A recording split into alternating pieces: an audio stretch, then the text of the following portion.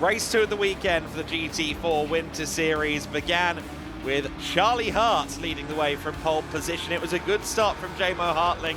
He would be side by side with Joshua Rattigan through the first few bends, but Rattigan would end up retaining second place as everybody else scrapped for position and track space. Owen Hizzy in the SVG Motorsport Ginetta, he was making up places. Ditto, the number 39 of Maximilian Hewitt with a strong start as well. Some jostling further back in the order, the FK Performance BMW of Joseph Ellerin picking bones of some positions as well. But Hizzy really was on the charge earlier on. This was him moving up to 6th overall, and 6th overall is where he would stay from that point on. But it was a flying start again for the Englishman. Ravi Ramid was under pressure, but this was a critical moment in the race. Physical stuff between Jamo Hartling and Joshua Rattigan. Hartling had his nose to the inside, and a couple of laps later, he got past the other McLaren. He moved to the lead at the expense of Charlie Hart momentarily. The nose was ahead at least, but on that occasion, Charlie would hold on. But the statement was clear, the intent was clear for Jamo Hartling. He was pressuring, hounding the race lab McLaren, and eventually the door beckoned open. The number 11 shifted through into the race lead.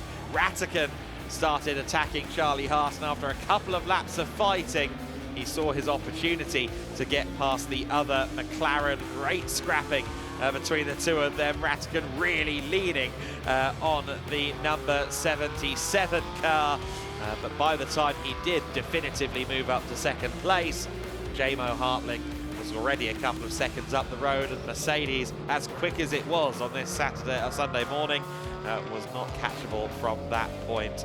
Some good battles going on further back in the field, albeit laced with track limits penalties, owing to some creative interpretations of the outer limits of this facility. Ravi Ramid there going out wide as he fought with Maximilian Hewitt. Tobias Bill Clausen seemingly had an issue with the car towards the end of the race, and looking at this shot that we didn't see on the live pictures, it looks like suspension and or puncture on the rear axle there for Tobias Bill Clausen. Unfortunately, Joachim Bulting meanwhile would lose a position to Ravi Ramid. Of course, Ramid running as an invitational car, Bulting on his way to winning AM, but losing an overall position there as they fought for those places. At the front of the order though, it was Jamo Hartling clear at the stern, and he won by 2.1 seconds ultimately over Joshua Rattigan. For the first time this year, Elite Motorsport has been beaten to the line, and it's by SR Motorsport. Let's take a look then at the results of that race. We will now get a clear picture as well of quite what some of those track limit penalties in the midfield did to the standings. Of course, Jamo Hartling winning the race by 2.1 seconds over Joshua Rattigan. Peter Turting is in third place overall, so I think there was a further penalty to Charlie Hart after crossing the line, so 15 seconds of penalties for Hart demotes him to 5th place behind Alan Gabai. Owen Hizzy takes 6th position overall. Cedric Fuchs in 7th place and winning Cayman Trophy ahead of Ravi Ramid in 8th. Joseph Ellerin in 9th place, Maximilian Hewitt in 10th.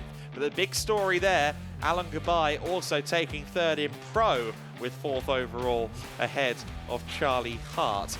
Nico Grundle in 11th position, Joachim Bulting in 12th, Luisa Kala in 13th place, Franz Linden in 14th, Mikael Bonk in 15th position, Thilo Goss P16, Jose Garcia and Tobias Bill Clausen bringing up the rear in that race.